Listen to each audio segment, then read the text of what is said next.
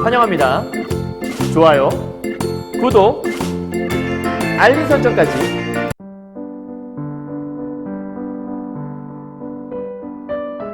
안녕하세요. 경화여고 2학년 학생 여러분, 그리고 전국에서 EBS 전국연합학력평가 문화 교재로 현대 소설을 공부하시는 학생 여러분 만나서 반갑습니다. 선생님은 세계 최강 국어쌤 조인수 선생님입니다.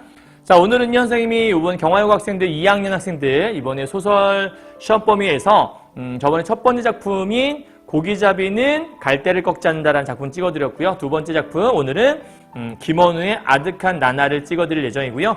요거 끝나고 나면 이제 세 번째 작품이 하나 있는데 그 작품이 이선의 티타임을 위하여라는 작품이 그거는 내일 찍어서 올려드릴 예정이니까 이번에 소설 부분 다 찍어서 올려드릴 거니까 열심히 공부해보시고 부디 기말고사에서 지난번에 중간고사에 아쉬웠던 것들 다 만회하시는 여러분이 되었으면 좋겠습니다. 열심히 한번 들어보시고 혼자 읽었을 때 파악하지 못하는 것도 있을 수 있으니까 이번에 선생님이 최대한 자세하게 설명해드릴 거니까 최대한 여러분 것들을 만드시고 오늘의 제목은 아득한 나날이에요. 아니 뭐가 이렇게 아득하다는 걸까? 도대체 소설을 공부할 때 뭘 공부해야 되는 거야? 잘 모르시겠으면 보고 따라오시면 좋을 것 같습니다.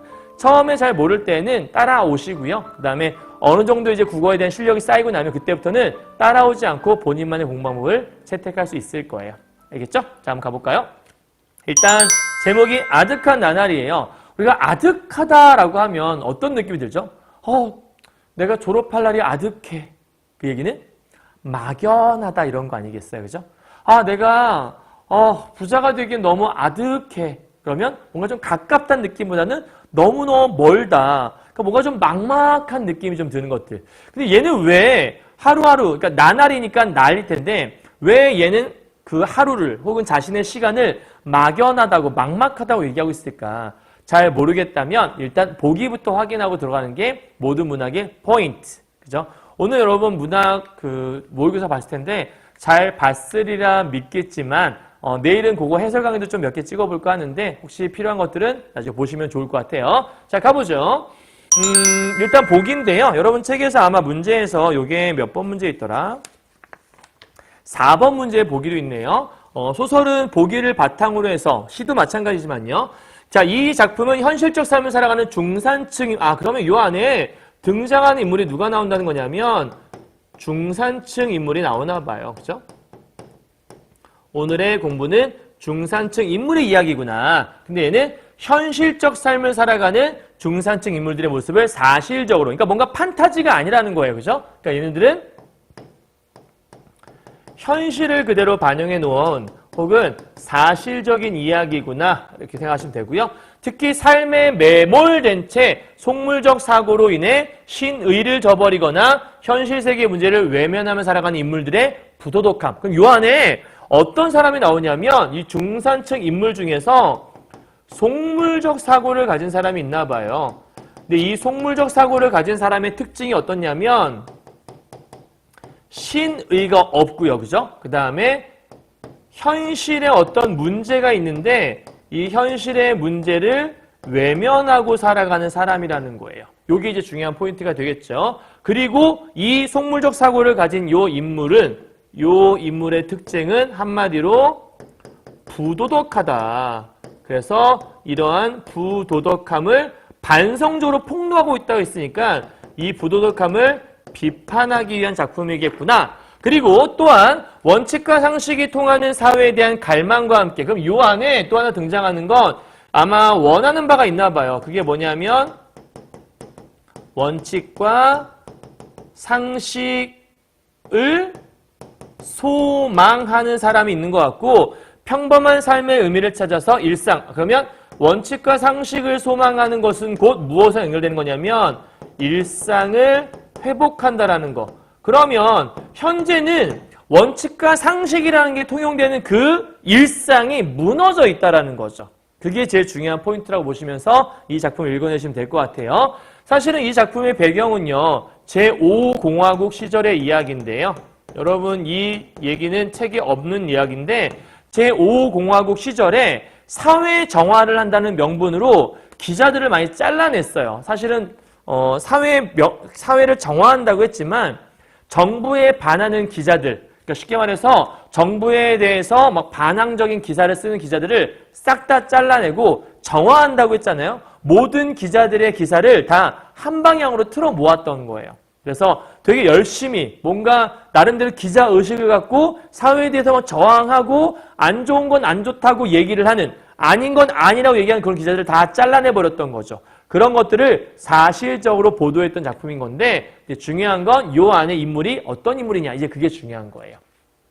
소설은 인물이 중요하다 얘기했으니까 인물 분석해보죠. 자, 첫 번째 나가 나오고 두 번째는 남편이 나오는데, 여기서 나는 아내예요. 그런데 아내는 관찰자. 그러면 1인칭 시점인데 주인공이 아니라 관찰자? 그럼 주인공 따로 있다는 얘기네요? 그 주인공은 남편이 주인공입니다. 그래서 남편이 실직으로 인해서 동정받기를 기피한 여자. 그러니까 이 여자는 자존심이 센 여자예요. 이 안에서 누가 나를 동정하는 거 싫어해. 그래서 자기 남편이 실직했다는 걸 아무에게도 알리고 싶지 않아 해요. 자존심이 세다는 얘기예요. 그다음 남편을 위로하는 모습이 이 안에 등장하고 남편에게 조언을 하기도 하는 그런 여자이기도 합니다. 자, 그런데 주인공인 남편은요. 실직으로 인해서 방송국과 동료 기자들을 비판하고 있어요. 그럼 좀 전에 내가 정보를 살짝 줬는데 왜 실직했냐면 잘린 거예요. 이 사람은 기자답게 행동하는 것들로 인해 잘린 사람이라고 생각하시면 쉬울 것 같아요. 그래서 방송국과 동료 기자를 왜 비판해? 비판하면 보기를 참고하자면 이러한 인간들이었기 때문에 비판한다는 거야. 근데 이렇게 잘려나가서 오히려 이렇게 부도덕하게 살고 있는 인간들은 오히려 잘 살고 있고, 나는 이렇게 무기력하게 사는 모습이 너무 짜증이 나서 무기력함에 빠지기도 하지만 뒤에 가게 되면 다시 한번 또 현실에 대해 막 분노하는 부분 나오고 막 그렇기도 합니다. 그래서 이 내용을 토대로 해서 이제 작품을 읽어보시면 어렵지 않을 거예요. 두 사람의 대화 중심으로 전개가 되니까 잘 읽어보시면 좋을 것 같아요. 자, 가보기 전에 핵심 포인트.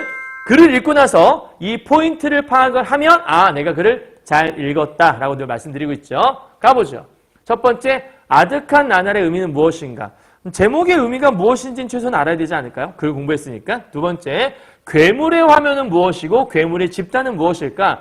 이 작품 속에서 괴물의 화면, 괴물의 집단의 용어가 나와요. 그게 무슨 말인지 파악하셔야 돼요. 세 번째, 기계와 로봇이라는 용어가 나오거든요. 기계와 로봇은 어떤 의미로 사용되었을까? 그러니까 소설은 어떠한 소재가 등장하거나 말이 쓰여 있을 때 그것이 어떠한 의미를 갖고 있는지 파악하는 게 중요 포인트가 돼요. 네 번째요. 나사와 악이란 말이 나옵니다. 이건 문제도 출제가 되는데 나사는 무슨 의미가 있고 악은 무슨 의미가 있을까 생각해 보세요. 다섯 번째. 속물적 사고와 지식인은 어떤 관계에 있을까?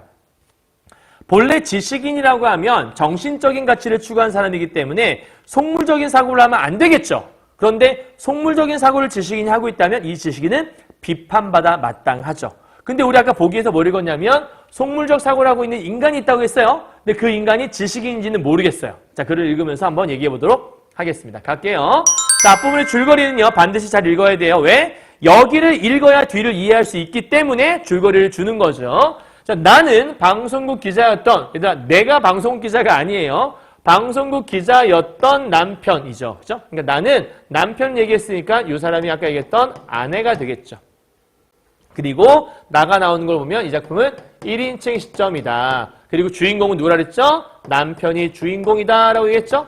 그래서 이 아내는 1인칭이지만 무슨 역할을 한다? 관찰자 역할을 한다는 거. 자, 남편의 갑작스러운 해직 통보를 듣고 생활에 불안감을 느껴요. 그럴 수밖에 없죠. 남편이 갑자기 잘렸는데 마음이 불안할 수밖에 없겠죠. 매사에 능동적이고 자존심이 강했던 남편. 남편의 성격이 능동적이에요? 자존심이 강해요? 대놓고 얘기해주고 있잖아요. 어떻게 제시하고 있죠? 직접적으로 성격을 제시해주고 있네요. 누가요?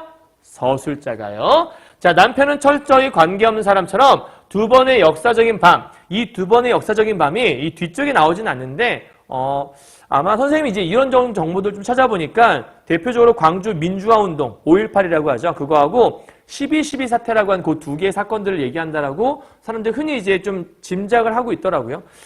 그 두 개 정도로 생각하시면 될 것 같아요. 어쨌든 뭐 정확하다고 보긴 좀 힘들 수 있지만, 근데 선생님이 이런저런 강의 찾아보고 자료 찾아봤더니 그 두 개의 사건이 제일 좀 유력하게 나오긴 했어요. 5.18과 12.12 사태. 자, 중요한 건 그게 뭔지는 물어보진 않을 거고, 그거보다 더 중요한 건 그 밤에 현장에 있지 못했어요. 여러분 보세요.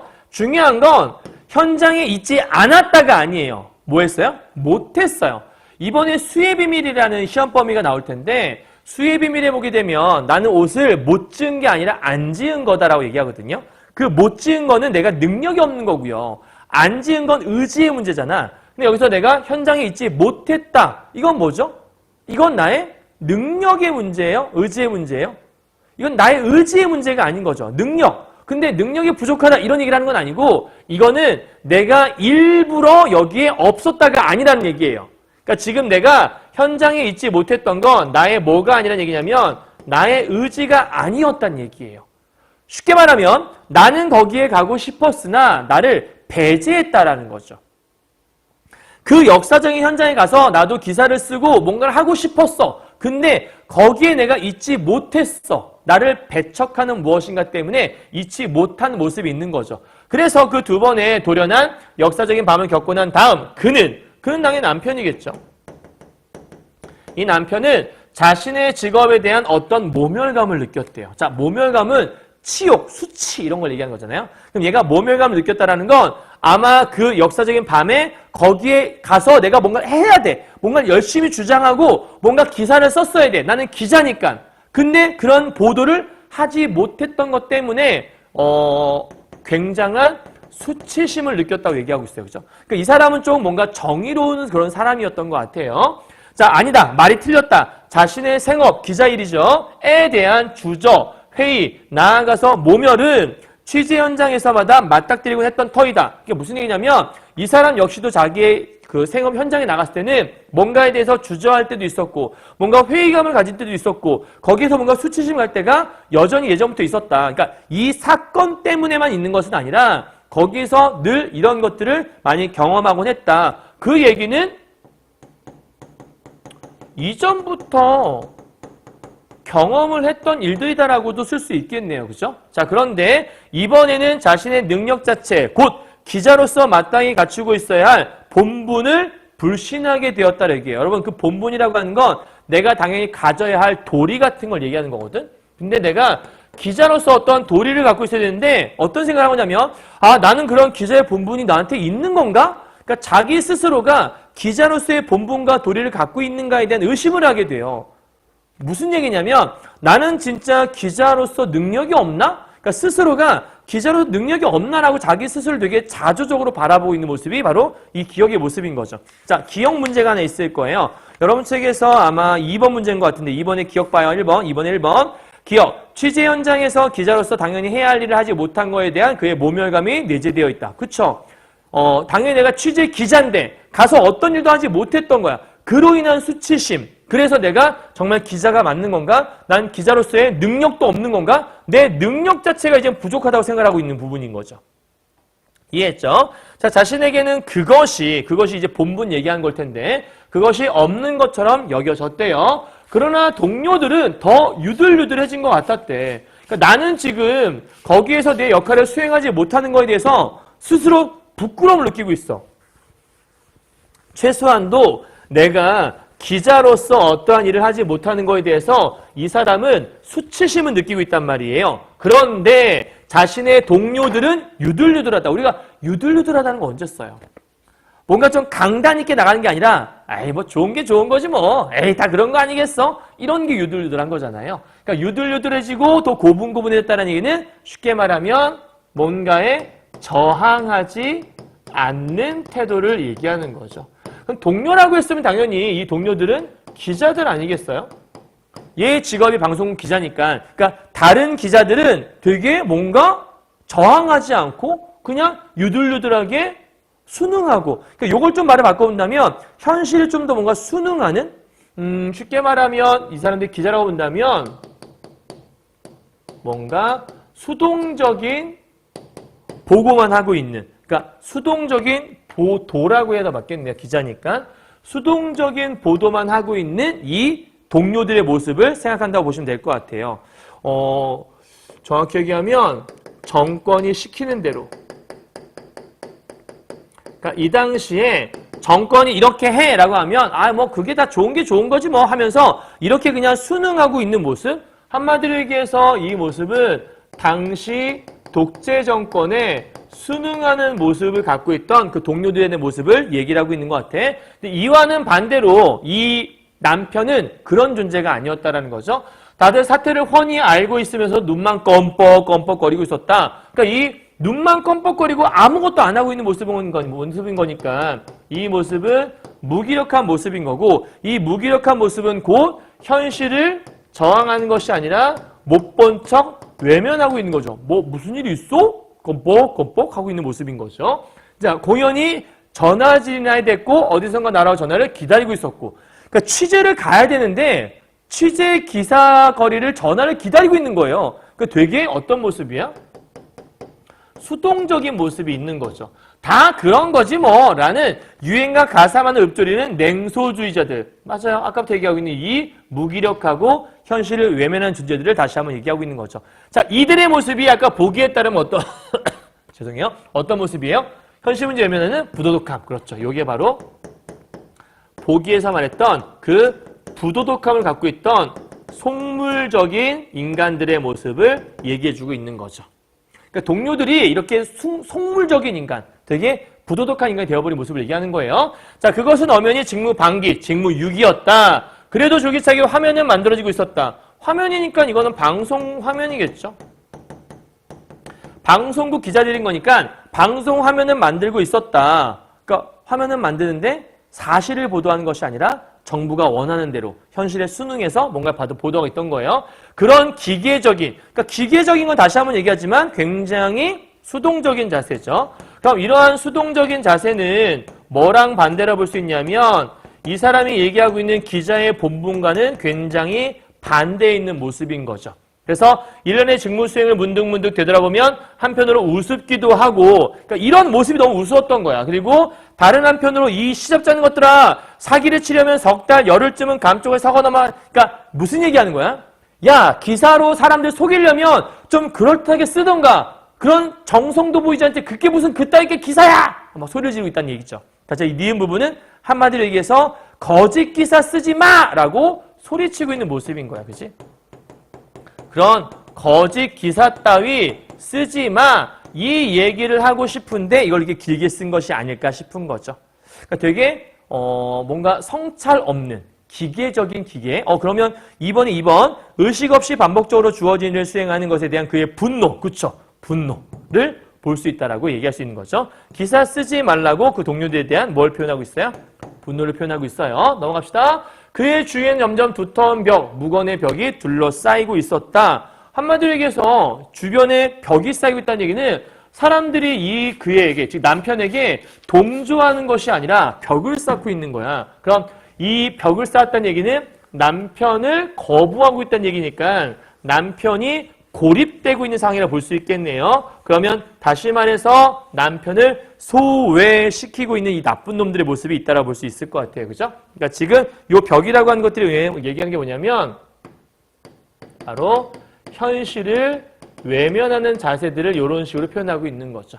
그러니까 현실을 외면한 채 이 남편은 진실을 보도해야 한다. 막 주장을 하는 사람인데 이 남편은 소외시키고 벽을 쌓고 있다는 얘기하는 거죠. 심지어 그를 따르는 한 후배, 이선배, 그러니까 이선배가 남편이겠죠. 남편한테 이선배 오늘 저녁 부서회식에 참여할 거예요? 아니 나까지 안 지키려면 적당한 핑계 하나 만들어놔야지. 뭔 얘기야? 그러니까 오늘 만약에 선배가 참여할 거면 저 핑계 만들어서 안 갈래요. 왜냐하면 저 선배랑 친한 거 아니까. 만약에 선배가 회식에 오시면 저 선배랑 친한 거 알고 저 왕따 시키면 어떡해요? 저 그렇게 불이익당하고 싶지 않아요. 이렇게 얘기하는 거죠. 그러니까 이렇게 얘기하는 나까지라고 얘기하는 모습은 아까부터 얘기하고 있는 굉장히 지 하나 살겠다는 속물적인 사고를 엿볼 수 있는, 그렇게 친하다고 했던 후배조차도 속물적인 사고를 하고 있는 모습이 있는 거죠. 그러면 후배가 되게 믿었던 후배잖아. 잘 따랐던 거니까. 아까 우리 보기에서 봤던 뭘 버리는 거냐면 신의를 버린, 어디 갔지?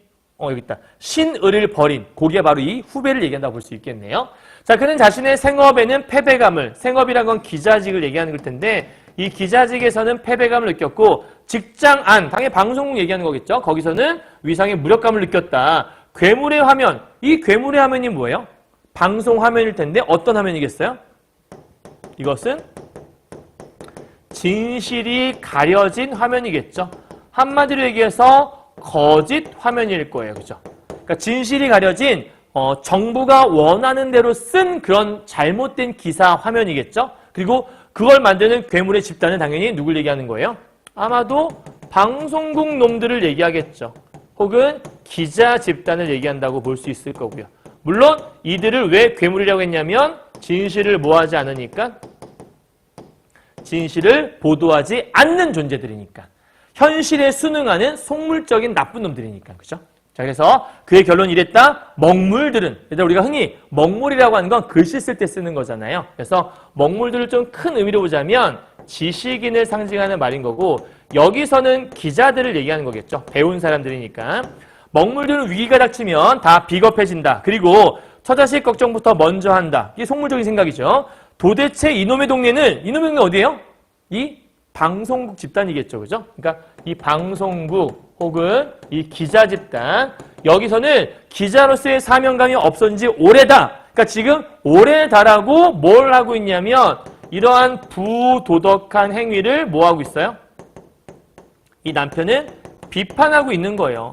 남편은 기자로서 너희들은 자격이 없어! 라고 계속 얘기하고 있는 부분인 거죠. 사명감을 언제부턴가 원천적으로 봉쇄 내지는 마비시켰기 때문에 누가요? 수많은 동료들과 방송국이요. 그런 직업관이 있어야 하는지 있기나 했는지조차 모르고 있다. 사람들이 언제부턴가 이제 노예가 되어서 기자다움은 사라지고 그런 정의라는 게 있는지조차도 모른 채 그냥 하루하루 순응하면서 속물적으로 살아가고 있는 모습에 대해서 얘기하고 있는 거죠. 다들 기계고 로봇일 뿐이다. 그럼 이때 기계와 로봇이 의미하는 건 뭐예요? 당연히 현실에 순응한 채 살아가는, 즉 당시 정권에 순응한 채 살아가는 기계적인 이런 사람들을 얘기한다고 볼 수 있겠네요. 여기 말하는 속물적 사고 인간들인 거예요. 과격하게 말하면 그들 모두는 태업할 권리. 태업이란 게 뭐냐면 나태할 태자거든요, 여러분. 이 태업이 일부러 게으르게 일을 하는 거예요. 그러니까 태업한 건 일종의 이렇게 데모의 일종이라 볼 수 있는데 뭔가 불만이 있을 때 일부러 일을 안 하면서 놓아버리는 거죠. 그러니까 나름대로의 저항을 하는 건데, 그러니까 쉽게 말하면 일부러 게을러지는 거예요. 일부러 게으른 행위를 하는 건데 이러한 권리가 있는지조차 모르고, 그러니까 나름대로 정할 권리가 우리한테 있어. 근데 정할 권리를 행사하지 않는 거죠.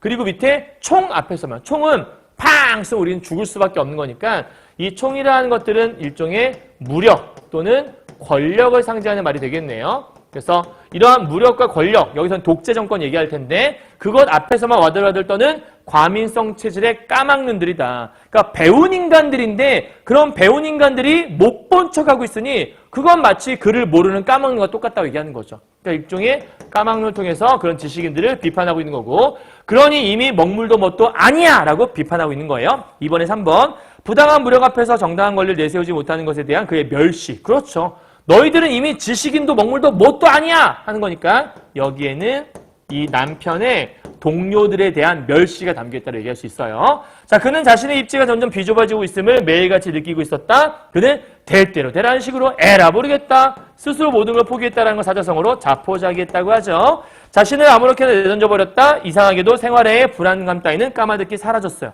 모든 걸 다 포기해버렸으니까요. 그죠? 넘어가죠. 나는 그의 실직을 누구에게도 알리지 않을 장면이에요. 나는 아내잖아요. 그리고 그는 남편이고요. 자, 지금은 이제 남편에게 살짝 접어놓고 나의 이야기로 들어왔어요. 나는 왜 아무에게도 알리지 않을 작정이었죠? 이웃 사람들, 예컨대 아래채 새빵 가족이나 구멍가게 주인, 쌀가게 주인, 연탄가게 주인 등에는 말을 하지 않으면 될 것이 없고, 그러니까 말 안 하면 되지 뭐 라고 지금 내가 생각을 해보고 있고, 일가친지나 이런 사람들한테 내가 먼저 전화 안 걸면 되겠지 뭐 하는 거예요. 그러니까 지금 남편의 실직에 대해서 뭐 이렇게 하면 되지 않을까? 앞으로의 일들을 쭉 뭐 하고 있냐면 이런 것들 전부 다 이 나의 예상들이죠. 그러니까 실제 벌어진 일이 아니라 이렇게 되겠지라고 예상하고 있는 일들을 쭉 뭐 하고 있냐면 나열하고 있는 거예요. 그쪽에 전화를 걸어오더라도 그의 근황, 남편의 근황, 실직의 얘기죠. 이런 것들을 얼버무릴 심산이었다. 실없이 복직에 기대를 걸고 있었기 때문이 아니었다. 그러니까 다시 복직될 거라 믿었던 게 아니라는 거예요. 그러니까 이런 부분도 확인해 주셔야 돼요. 그러니까 아내는 왜 안 알렸어? 다시 복직될 거니까. 그런 얘기가 아니라 그냥 복직될 희망이 있어서 안 알리는 게 아니라 그 실직 소식에 껴묻어올 건성의 걱정. 그러니까 걱정이 주는데 건성건성. 그러니까 이런 거죠. 예를 들면 남편 실직했대. 그러니까 괜찮아? 괜찮아? 하는 의견 거. 그러니까 진심 담지 않고 일종의 약간 조금 형식적인 걱정? 그러니까 그런 형식적인 걱정이니까 일종의 형식적인 위로일 텐데 이걸 얘는 동정이라 받아들일 거야. 그리고 나를 초라하게 만들 것이고 무조건 받기 싫었어? 그러니까 이런 것들은 전부 다 아내가 왜 싫어하는 거냐면 이 아내는 다른 사람들에게 동정받기 싫었던 이런 마음이 이 안에 묻어있다 볼 수 있겠죠. 그러니까 A파트에서는 남편에 대한 걸 알리고 싶지 않았어. 왜? 동정받기 싫었거든. 그 심리를 담아내고 있는 거예요. 자, 넘어가 보도록 하죠. 마지막이에요.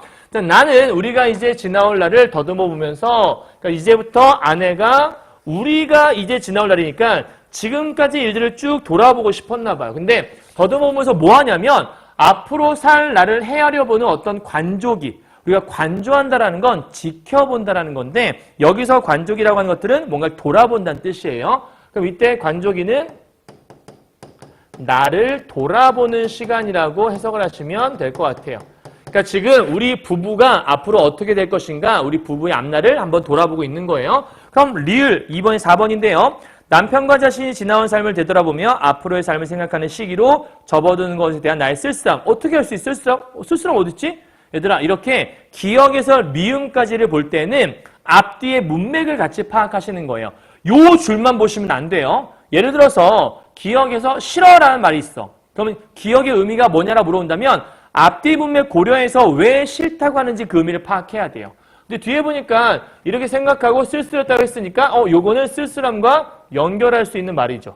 그러니까 2번에 4번은 맞는 말이 될 수 있겠네요. 자, 그에게 다가왔고 그가 봄 기운이 무색해지는 말을 슬쩍 흘렸어요. 노인네보다 먼저 죽으면 안 되는데 말이야. 갑자기 뜬금없이 남편이 막 분노하다가 이제 무력감 느끼고 있다가 갑자기 노인네보다 먼저 죽으면 안 되는데 말이야. 그러니까 갑자기 뜬금없는 소리를 해요. 그러니까 아니 원 중병 걸린 사람 같은 소리 하고 있네. 아니 싱싱한 사람이 뭐 이렇게 쓸데없는 소리를 해요. 뭐 이런 거잖아, 그렇지? 그러니까 지금 남편한테 쓸데없는 소리 하지 마세요 이렇게 얘기하는 것 같아. 자, 2번에 5번이요. 갑작스럽고도 엉뚱하게 제시된 남편의 진지한 말에 대한 나의 의심이. 얘들아 이게 의심이야? 중병 걸린 사람 같은 소리 하고 있네. 싱싱한 사람이. 당신 안 죽어요. 당신 죽지 않아요. 안 죽는다고 확신하고 있는 거잖아. 이건 의심이라고 할 수 없지. 그러니까 2번에 5번은 나의 의심? 땡. 그죠? 답은 5번이 되겠네요. 누가 죽어요? 그랬더니 금붕어 밥 줬어? 또 뜬금없는 소리해. 그러니까 지금 이 남편이 뭔가 좀 넋이 나가는 있는 모습 같아요. 그죠? 하나 더 가죠. 그의 얼굴 너무 진지해서 나는 툭 터져나온 웃음을 내버려 두었대요. 아니 무슨 쓸데없는 생각을 그렇게 많이 해요. 당신이 왜 죽어요? 안 죽어요. 당신이 먹이 안 줘도 금붕어 안 죽는다고요. 그랬더니 돈키호테가 이런 거 저런 거 많이 하는데 돈키호테? 갑자기 또 뜬금없이? 그 친구가 말이야. 그러면 이 돈키호테는 자기 친구의 별명 같은 건가 봐요. 그죠? 자, 그 친구는 지금 외국에 나가 있는데 외국 나가 있는 친구들은 소심증, 우울증 같은 거 모를 거야. 그러니까 지금 소심증이나 우울증이 이 사람한테 있다는 거 아닐까? 걔네들은 이런 거 모르겠지? 이런 얘기니까. 생존 경쟁과는 담을 쌓고 붕붕 떠다닐 테니까 말이야. 그러니까 그 친구라고 하는 돈키호테는 외국에 나가서 막 붕붕붕붕 막 잘 살고 있을 것이다. 이런 상상을 하는 것 같아요. 내가 너무 정신없이 바쁘게 살았나 봐. 속이 허해졌고 진게 다 빠져버렸어. 그러니까 모든 게 다 빠져버렸다? 쉽게 말하면 뭔가 무력감에 빠졌다. 혹은 자기 삶에 대해서 뭔가 허무함을 느끼고 있다. 그럼 이제 아내 입장에서 걱정이 될 수밖에 없잖아. 이제 나이도 있고 하니 봄을 타는 거겠죠. 그러니까 이 남편한테 여보 이상한 거 아니고 아마 나이도 있고 하니까 진기가 빠진 게 아니라 그냥 봄을 타는 걸 거예요. 하고 남편은 뭐 하고 있어요? 남편을 위로해주고 있는 모습이 있는 거죠. 그죠? 자, 그 다음이에요. 그의 얼굴이, 최근에 삼촌은 한번 만나봤어요. 그랬더니 며칠 전에 회사 찾아와서 점심 같이 했지. 결혼한다네. 심신무력증 같은 병도 있나? 그러니까 남편은 계속해서 뭔가 좀 쓸데없는 소리 계속 하고 있어요. 그죠? 그러니까 뭔가 남편이 아까까지는 극렬하게 분노했었는데 갑자기 조금 무력감에 빠져서 당장이라도 죽을 사람처럼 막 그 행동을 하고 있으니까 아내 입장에서 걱정이 될 수밖에 없을 것 같고 그리고 괜히 쓸데없는 소리 한다고 생각할 것 같아. 자 밑에 봐요. 그가 엉뚱한 말을 부수고 내놓았다. 그러니까 지금까지 한 모든 말들은 다 엉뚱하고 뜬금없는 말들인 거죠. 서울에선 집만 지으면 살지. 살다 마다요. 집 없는 사람 다 사는데 1년쯤 어디 낯선 데 가서 고생이나 실컷 했으면 좋겠네. 또 갑자기 고생하고 싶다는 얘기를 해. 그때 부인이 뭐라 하냐면 해요. 누가 말려요. 탄광 같은 데 가서 하세요. 그러니까 고생하려면 탄광 가서 해요. 이런 얘기네요. 넘어가죠. 숨도 제대로 못 쉬고 한번 살다 오세요. 너무 편하니까 당신 나사가 풀린 거예요. 그러니까 지금 아내가 보기에 남편이 나사가 풀렸다라는 거예요. 그죠? 그러니까 지금 아내가 보기에 뭐냐면 아유 정신 줄났네. 정신 차려요. 지금 당신 그럴 때요? 약간 이런 식의 핀잔을 좀 주고 있는 것 같죠? 나사가 풀린 거예요. 라는 때 이때 나사라는 게 의미하는 게 뭐겠어요? 당신 아유 빠져갖고 그래요. 정신 바짝 차려요. 이렇게 얘기하는 것 같아. 자 해직 기자 중에는 옳은 직장을 못 구해서 전전긍긍한 사람도 있다면서요. 그런 일을 생각해서라도 열심히 살아야죠. 그랬더니 남편이 갑자기 좀 전에 되게 힘 빠진 소리 하다가 교과서 같은 소리 하고 있네. 얘들아 교과서는 바른 소리가 실려 있는 거잖아. 그러니까 교과서는 뭐가 없는 걸 얘기하냐면 융통성 없는 소리라는 뜻을 갖고 있어요. 그러니까 교과서 같은 소리 하고 있네. 융통성 소리 하고 있네. 전전긍긍과 똑같은 단어는 얘들아 노심초사란 말도 똑같은 단어니까 함께 알아두시고요. 자, 그 친구들은 악이 살아있을 테니 이런 무력감 같은 것도 없을 거야. 그러니까 이 악이라고 하는 건 뭐야? 그러니까 예를 들어 악바리처럼 살고 있다? 그러니까 지금 그 친구들은 악이 살아있을 테니 이런 무력감은 모르는데 이런 무력감을 있으니까 이게 누구한테 있는 거야? 현재 남편에게 있는 것이 바로 무력감이라는 얘기를 하고 있는 거지. 내가 지금 나사가 빠져있다고 나는 잠깐 무력감에 빠져있는 거야. 네가 뭘 몰라서 그래 아내 이렇게 얘기하고 있는 거 같죠? 그랬더니 당신은 악이 없어졌어요. 얘들아 악이 없어졌어요 란 말은 무슨 말이지? 위에 말과 똑같은 건데 당신은 나사가 풀렸어요 이런 얘기를 하는 거죠. 그러니까 한마디로 얘기해서 아유 긴장 좀 해요 이런 얘기를 하는 거죠. 그렇죠? 그러니까 지금 당신은 긴장이 빠진 거예요. 정신 차려요 이렇게 얘기하고 있는 것 같아. 언젠 내가 악이 있었나? 난 착한 사람이야. 아니 악이 없다고 사람도 아닌가? 사람이 어떻게 악만으로 살아? 모세처럼 살았어. 내가 정말 한심천만의 생각이 들어. 그러니까 그동안 내가 정말 내가 너무 독하게만 살았던 것 같다. 이제 내가 너무 허무함을 느낀다. 이런 얘기 계속 하고 싶었던 것 같아요. 마무리합시다. 궤변으로 오지 마시고 나사를 좀 쪼여봐요. 그러니까 아내 입장에서는 남편이 정신줄을 놓고 있는 것 같다는 생각이 계속 들으니까 계속 뭐라 하냐면 정신 차려요. 아주 그냥 편하니까 아주 편하니까 별 생각을 다 하고 아주 쓸데없는 소리 하고 앉아있네. 이렇게 얘기하는 것 같죠. 그랬더니 당신은 지금 너무 편하고 걱정이 없어서 그런 거예요. 그러니까 남편한테 약간 좀 도발성의 발언을 하네요. 그죠? 당신 지금 너무 편해서 그래요. 그러니까 부모님들이 여러 번 하는 소리죠. 공부하기 힘들어 그랬더니 엄마들이 아유 그냥 아이고 하여튼 그냥 배가 불러갖고 그냥 이렇게 얘기하시잖아요. 그런 느낌이에요. 당신 너무 편하고 걱정이 없어서 그래요. 요게 이제 다른 말 바꾸면 당신 나사 풀려서 그래요 라는 얘기를 계속 하고 있는 거죠. 그러니까 이때 나사가 풀렸다는 얘기는 바로 악이 없다는 말과 똑같은 말인 거죠. 그렇죠? 악이 없다, 나사가 풀렸다 이런 얘기 하는 거죠. 내가 편하다고 웃기고 있네. 돈 번다고 남의 돈 벌어준다고 내가 쓸개까지 빼놓고 별 지랄 다 떴는데도 그러니까 내가 그동안 어떻게 살았는데 갑자기 분노하기 시작하네요. 나처럼 눈알 똑바로 박힌 놈이 5만 있어도 당장 내 사업 버리겠네. 그러면 눈알 똑바로 박힌 놈이라고 하는 건 이 세상을 바라보는 눈이 아까처럼 속물적인 근성이 아니라 제대로 바라보는 눈을 얘기하는 거잖아요. 그러니까 여기서 말하는 이 모습은 뭐냐면 정신 똑바로 박힌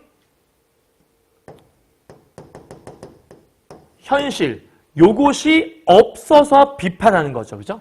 그러니까 정신 똑바로 박힌, 정확히 말하면 이러한 사람이 없는 현실을 비판하고 있는 모습이죠. 마누라를 전당포에 잡혀서라도 어느 놈이 무슨 욕을 하고 지랄을 떨어도 열심히 살아봐야지 전제 조건이 있죠. 우리 아까 보기를 참고하자면 원칙과 상식을 소망한다고 얘기했잖아요. 그러니까 지금 누가 무슨 욕을 하더라도 내가 살아볼 거야. 어떤 사회 속에서? 여기 그런 거지. 원칙과 상식이 있는 사회라면 이런 뜻이겠죠. 그러니까 지금 남편은 원칙과 상식, 올바로 세상을 비판하는 그런 것들이 살아있는 사회라면 마누라를 전동포에 잡혀서라도 좀 극단적이긴 하지만 내가 무슨 대가를 치르더라도 거기서 내가 정말 열심히 살아볼 거야. 근데 지금 사회는 그런 것이 아니잖아. 그래서 내가 살 수 없다는 얘기를 지금 하는 것 같죠. 그 밑에 그는 지쳐 있었고 일일차 잠시 멀미를 내고 있을 뿐이었는데 책임감이 강하고 남의 사정을 실수 없이 견누질하고 속물들이 꾸려가는 이 세상과 보조를 맞춰가던 사람이 갑자기 만사의 흥미를 잃어버린 것뿐이었다. 그러니까 남편이 잠깐 지쳤다고 생각을 하는 거예요. 그러면 만사의 흥미를 잃어버린 것뿐이고 잠깐 허탈감이고 회의를 느낀 것뿐이야. 이건 지금 현재 이 부인이 남편과 싸우는 얘기가 아니라 남편을 어느 정도 뭐 하고 있는 거예요? 이해를 하고 있는 거예요. 그래, 남편은 지금 그냥 좀 지친 것뿐이야. 그래, 이 남편이 아까 핀잔을 주긴 했지만 그게 싸우자고 한 게 아니라 남편이 왜 그랬는지 좀 납득이 간다는 거죠. 그런데 이렇게 살짝 분노한 것을 보니 이렇게 잠깐 멈춰있는 이 모습은 결국 각성의 계기가 될지도 모르기 때문에 오히려 축복이 될 수 있다. 한마디로 얘기해서 이렇게 한번 무기력해지고 무너지고 나면 다시 일어날 수 있는 힘이 생기지 않을까? 맨 마지막에 가서 그가 세상살이와 인간관계에 좀 더 분별력이 있어지리라고 믿었다. 그러면 남편이 다시 잘 될 것이라고 긍정적인 기대감을 가지고 작품을 마무리하고 있네요. 자, 참고로 요 뒤에 얘기는 결국 이 상태에서 남편이 이후에 방송국에서 다시 복직 제안을 받아요. 그래서 복직 제안을 받고 방송국에 들어갔는데 결국은 남편이 들어가서 다른 사람들과 별다를 것 없이 그냥 그저 그런 기사들을 쓰면서 경제부 기자가 돼갖고 남들과 똑같은 규격화된 보도 기자만 쓰면서 살게 돼요. 근데 평범한 월급제에 살고 있는데 그런 모습을 이제 이 아내가 보면서 남편이 계속해서 그러니까 이 아내가 보기에는 이 남편이 계속해서 무너질 일들이 보이는 거예요. 왜냐하면 현실이 나아지지 않았으니까. 남편이 오히려 그 속물적인 근성을 갖고 살아가는 모습들도 없지 않아 있으니까. 그래서 이 남편과 앞으로 살아가면서 이 남편이 계속해서 지금과 같은 이런 힘든 일들을 계속 투정 부리고 무기력하게 살아갈 날들이 눈에 뻔히 보이는 거야. 그래서 그 순간 그 남편과 앞으로 그런 것들을 함께 지켜보며 같이 살아갈 나날들이 너무나 아득하다, 너무 막연하다, 막막하다라고 느껴. 그래서 제목이 아득한 나날이라고 써 있는 거예요. 그러니까 지금 아내가 보기엔 이 남편의 상태가 지금만 이런 것이 아니라 계속해서 앞으로 쭉 그럴 것 같기 때문에 그러한 남편과 함께 사는 것들, 그런 남편과 함께 그러한 날들을 함께 겪어갈 자신의 인생이 참 막막하다라고 얘기하는 작품. 그래서 아득한 나날의 제목이 들어있는 거다라고 체크하시면 될 것 같습니다. 아시겠죠? 자, 정리 한번 해볼까요? 주제는요, 이기적이고 속물적인 삶을 반성하고 있는 작품이라고 얘기할 수 있고요. 1인칭 관찰자 시점이고요. 두 인물의 대화 중심으로 작품이 전개되고 있어요. 그 다음에 나사와 악은 아까 얘기했지만 이 사람이 나사가 빠졌다 무슨 말이라고요? 정신이 빠졌다, 도끼 이런 얘기라고 볼 수 있겠고, 그 다음에 제목인 아득한 나날은 아내의 심리를 반영하는 말, 마지막으로 권력에 순응하는 중산층 지식인들, 즉 남편의 동료들이었던 그런 방송국 지식인들을 비판하고 있는 작품. 왜? 중산층 지식인들이 속물적 사고를 갖고 현실에 순응하고 사는 모습들을 비판하는 모습이 있었으니까 이런 것들 정리하시면 그게 어렵지 않을 것 같습니다. 이해하셨죠? 자, 문제 풀고 마무리할게요. 자, 주제 1번입니다. A와 B의 서술상 특징인데요. 1번, A에서는 내적 독백을 통해서 서술자의 판단을, B에서는 B가 아까 맨 마지막 부분이었는데 서술 대상의 행위를 비판하고 있다. 남편을 비판한 게 아니죠. 긍정적으로 나중에 기대감을 가졌으니까 1번은 땡. 2번이요. A에서는 예상되는 행위의 나열을 통해서 A가 아까 뭐였죠? 앞으로 이렇게 하면 되겠지? 이렇게 하면 되겠지? 아까 행위 나열이 있었잖아? 이거 맞네요. 두 번째, B 파트는 특정 인물의 관점에서 서술 대상에 대한 주관적인 판단. 이 특정 인물은 아내라는 관점에서, 아내의 입장에서 서술 대상, 남편에 대한 주관적인 판단. 아마 괜찮아지겠지? 그런 거니까 당연히 2번은 맞다고 볼 수 있겠네요. 됐죠? 자, 2번 문제 아까 풀었으니까 넘어가고요. 5번이었어요. 3번이요. 나사와 악을 중심으로 이해한 것. 남편은 아내가 나사가 풀려서 이런저런 장걱정이 많았다. 얘들아, 얼핏 보면 맞는 것 같지? 나사가 풀렸다. 근데 나사가 풀린 건 누구였지? 아내가 아니라 남편이 풀렸다고 얘기했잖아. 그러니까 남편은 아내가 나사가 풀렸군! 이라고 얘기한 적이 없어요. 그죠? 오히려 아내가 남편에게 당신은 나사가 풀렸어라고 얘기했으니까 답은 몇 번이에요? 1번 바로 튀어나왔네요. 그죠? 2, 3, 4번 여러분 읽어보시면 될 것 같아요. 자, 마지막 4번 문제요. 1번 사태를 훤히 알고 있으면서도 눈만 껌뻑거리며 유행가 가사를 읊는 것들은 외면하는 모습. 아까 얘기했던 그 모습이네요. 2번이요. 그를 따랐지만 안 찍히려는 후배의 모습인데 속물적 사고 있는 거니까 맞는 말을 볼 수 있겠고요. 3번이요. 기계와 로봇처럼 살아가는 괴물의 집단. 아까 방송국 집단이었죠. 기자로서의 사명감을 잊었다고 여기는 모습에서 반소적 인식한 거. 틀린 말 아니네요. 4번이요. 정신없이 바쁘게 살며 징계가 빠졌다는 그 상태를 각성의 계기이며 축복이라 여기는 나의 모습에서 평범한 일상의 회복에 대한 기대를 알 수 있다. 뭐 틀린 말 아니네요. 그죠? 맨 마지막에 기대했으니까. 5번이요. 나의 말을 교과서 같은 소리라고 여기며 남들이 무슨 욕을 하더라도 열심히 살아가겠다는 그의 모습에서 원칙과 상식이 통하는 사회를 부정하는. 얘들아, 원칙과 상식이 통하는 사회에서 살고 싶다는 거지 이걸 부정하진 않았잖아. 그치? 그러니까 답은 5번이 될 수 있겠죠. 됐죠? 자, 정리 끝. 다 했어요. 자, 오늘 선생님이랑 같이 이제 소설 두 번째 파트 했는데요. 아득한 나날이라는 이 작품은 여러분 혼자 읽었을 때 사실은 내용 자체가 되게 어렵진 않지만 뭐 읽어야 될지 모르겠다라고 생각하고 어떤 게 내가 학습해야 하는 거지라 모를 수 있어서 강의를 통해서 찍어드렸으니까 중간중간 내용도 잘 이해하시고 소재의 상징성도 잘 이해하시고 마무리하시면 좋을 것 같습니다. 아시겠죠? 자, 고생하셨고요. 내일은 다음번 강의에서는 이제 그 티타임을 위하여라는 이선의 작품을 뵙도록 하겠습니다. 고생하셨습니다, 여러분. 안녕!